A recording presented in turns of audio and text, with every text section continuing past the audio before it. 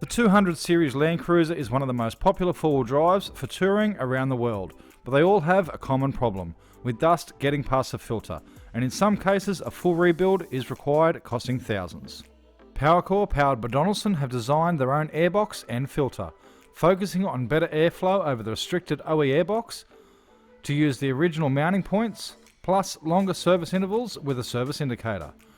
OE style fitment of the MAF sensor, plus two fast release clips to remove the service cover. The design of the Powercore filter is a cylinder shape with a larger surface area over the OE panel filter. And when we tested this setup on the dyno, we've seen better airflow with less restriction, and improved fuel economy with better performance, especially under load.